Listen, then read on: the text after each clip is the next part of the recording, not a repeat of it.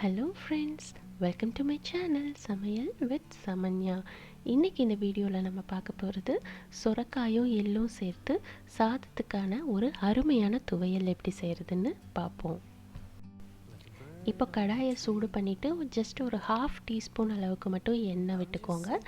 இதில் 1 டீஸ்பூன் அளவுக்கு சீரகம், ஒரு 4லிருந்து 5 பல் அளவுக்கு பூண்டு, இப்போ காரத்துக்கு ஒரு 5 பச்சை மிளகாய் நான் இன்றைக்கி எடுத்திருக்கேன். உங்கள் காரத்துக்கு ஏற்ற மாதிரி நீங்கள் எடுத்துக்கோங்க.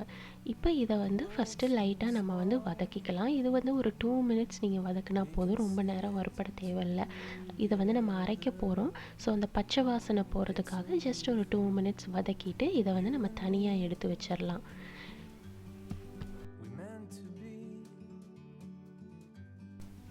அடுத்தது ஒரு 1/4 கப் அளவுக்கு நான் ப்ரௌன் கலர் எள் எடுத்திருக்கேன். இந்த துவையல் பொறுத்த வரைக்கும் ப்ரௌன் இல்லாட்டி வெள்ளை கலர் எள் எடுத்துக்கோங்க. இப்போ இதில் 4 to 5 ட்ராப்ஸ் தண்ணி சேர்த்து ட்ரை ரோஸ்ட் பண்ணிக்க போகிறேன். எப்போவுமே எள் எண்ணெய் இல்லாமல் ட்ரை ரோஸ்ட் பண்ணும்போது நம்ம இந்த மாதிரி தண்ணி சேர்த்துட்டு அதை ரோஸ்ட் பண்ணோன்னா சீக்கிரமாக வறுபட்டுரும். இப்போ பாருங்கள், இந்த அளவுக்கு நல்லா கலர் சேஞ்ச் ஆனதுக்கப்புறமா இதையும் நான் தனியாக ஒரு பவுலில் எடுத்து வச்சுக்கிறேன். இப்போ இந்த துவையலுக்கு நம்ம வறுக்கிற எல்லாத்தையுமே தனித்தனியாக தான் எடுத்து வைக்கணும். ஒரே கிண்ணத்தில் எடுத்து வச்சிடாதீங்க, ஏன்னா இதை அரைக்க போகும்போதும் நம்ம தனித்தனியாக தான் அரைக்க போகிறோம். இன்றைக்கி நான் ஒரு சின்ன சைஸ் சுரக்காய் எடுத்திருக்கேன். இப்போ இதை கட் பண்ண பீசஸ் பார்த்திங்கன்னா ஒரு 2 கப் அளவுக்கு இருக்குது. இந்த சுரக்காயையும் ஒரு கடாயில் கொஞ்சமாக எண்ணெய் விட்டுட்டு நம்ம வதக்கிக்க போகிறோம். இப்போ இந்த சுரக்காயில் ஒரு 1/4 டீஸ்பூன் அளவுக்கு மஞ்சத்தூளும் ஒரு டீஸ்பூன் அளவுக்கு உப்பும் சேர்த்துட்டு இதை நல்லா வதக்கிக்கோங்க. ஒரு 2 நிமிஷம் இந்த எண்ணெயிலேயே இந்த சுரக்காய் நல்லா வதங்கினதுக்கப்புறமா இப்போ இதை ஒரு மூடி போட்டு நம்ம மூடி வச்சு நல்லா சாஃப்டாக குக் ஆகிற வரைக்கும் இதை குக் பண்ண போகிறோம். இப்போ இந்த சுரக்காய்க்கு நம்ம தண்ணி எதுவும் சேர்க்க தேவையில்லை. இப்போ பாருங்கள், சுரக்காயிலேருந்து வர தண்ணியிலேயே அது நல்லா குக் ஆயிரும். அடிக்கடி நம்ம கிளறி விட்டுட்டா போதும். இப்போ பாருங்கள், இது நல்லாவே குக் ஆயிடுச்சு. கம்ப்ளீட்டாக நல்லா குக் ஆனதுக்கப்புறமா இதை ஆற விட்டுட்டு அதுக்கப்புறமா நம்ம துவையல் அரைச்சிடலாம். இப்போ ஒரு மிக்ஸி ஜார் எடுத்துகிட்டு ஃபஸ்ட்டு நம்ம எதை அரைக்கணும்னா இந்த எள்ளை தான் நம்ம அரைக்கணும். இதை நல்லா ஃபைன் பவுடராக நம்ம அரைச்சி எடுத்துக்க போகிறோம். இதுக்கு அரைக்கக்கூடிய அந்த மெத்தட் ரொம்ப ரொம்ப முக்கியங்க. எல்லாத்தையும் சேர்த்து ஒன்றா அரைக்கக்கூடாது.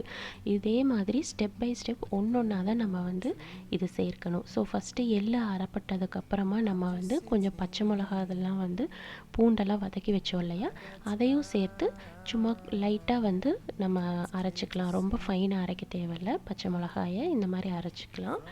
இப்போ நம்ம என்ன பண்ண போகிறோம்னா, ஒரு நெல்லிக்காய் சைஸ் நான் புளி எடுத்துட்டு அதோட தோல் நாரெல்லாம் நல்லா க்ளீன் பண்ணி எடுத்துட்டு கழுவிட்டு கொஞ்சமாக தண்ணி விட்டு அதை நான் ஊற வச்சுருக்கேன்.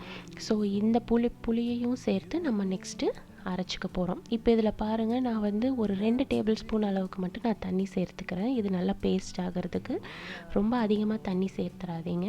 அந்த புளி ஊற வச்ச தண்ணியிலேயே அரைச்சிக்குங்க. இப்போ கொஞ்சமாக வெல்லம், உங்களோட ஸ்வீட்னஸ்க்கு ஏற்ற மாதிரி கொஞ்சம் வெல்லம் சேர்த்துட்டு இப்போ நம்ம வதக்கி வச்சோம் இல்லையா, அந்த சுரக்காயையும் அந்த மிக்ஸி ஜாரில் சேர்த்துக்கலாம். இப்போ இதில் கொஞ்சம் உப்பு சேர்த்துக்கலாம். நம்ம ஏற்கனவே சுரக்காயிலையும் கொஞ்சம் உப்பு சேர்த்துருக்குறோம், அதனால் நல்லா பார்த்து சேர்த்துக்குங்க. டேஸ்ட் பண்ணி பார்த்து சேர்த்துக்குங்க. இப்போ இதை நம்ம தண்ணி இல்லாமல் அரைக்கிறதுனால இந்த மாதிரி இடையில ஒரு ஸ்பூன் வச்சு நல்லா மிக்ஸ் பண்ணி விட்டு நீங்கள் அரைச்சிக்கோங்க. அப்போ தான் அது அரைப்படும். ரொம்ப ஃபைன் பேஸ்ட்டாக அரைக்கணுங்கிற அவசியம் இல்லை. அங்கங்கே சுரக்காய் பீசஸாக இருந்தால் கூட இந்த துவையல் நல்லா தான் இருக்கும். ஸோ பாருங்கள், இந்த கன்சிஸ்டன்சியில் இருக்கணும். இது கொஞ்சம் கெட்டியாக இந்த மாதிரி இருக்கணும். அப்போ தான் அதோட டேஸ்ட் நல்லாயிருக்கும். இதோட டேஸ்ட்டும் பார்த்திங்கன்னா இந்த புளிப்பு, காரம், அந்த வெல்லத்தோட ஸ்வீட்னஸ்ஸு எல்லாமே சேர்ந்து ரொம்ப ரொம்ப அருமையாக இருக்கும்.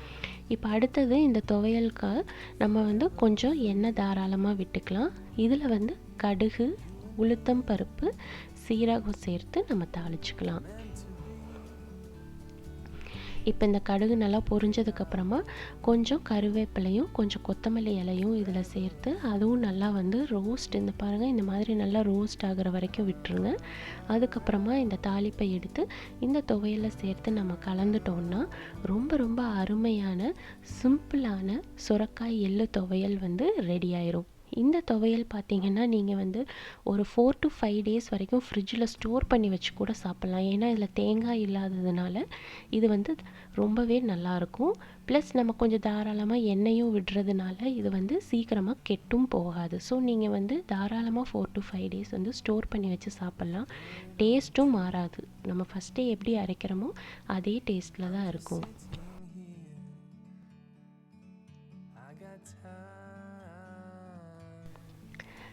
இந்த சுரக்காய் எள்ளு துவையலை கண்டிப்பாக நீங்களும் ட்ரை பண்ணி பாருங்கள். சூடான சாதத்து கூட சேர்த்து சாப்பிடும்போது ரொம்பவே அருமையாக இருக்கும். இந்த வீடியோ உங்களுக்கு பிடிச்சிருந்தா லைக் பண்ணுங்கள். இந்த வீடியோ இன்ஃபர்மேட்டிவாக இருக்குன்னு நினச்சிங்கன்னா கண்டிப்பாக உங்கள் ஃப்ரெண்ட்ஸ் கூட ஷேர் பண்ணிக்கோங்க. இந்த சேனலை புதுசாக பார்க்குறவங்க சப்ஸ்கிரைப் பண்ணிடுங்க. பெல் ஐக்கானையும் தட்டி விட்டுருங்க. இதே மாதிரி உங்களுக்கு நிறையா வீடியோ போஸ்ட் ஆகிறதுக்கு காத்து கொண்டிருக்கிறது. நன்றி. தேங்க்ஸ் ஃபார் வாட்சிங்.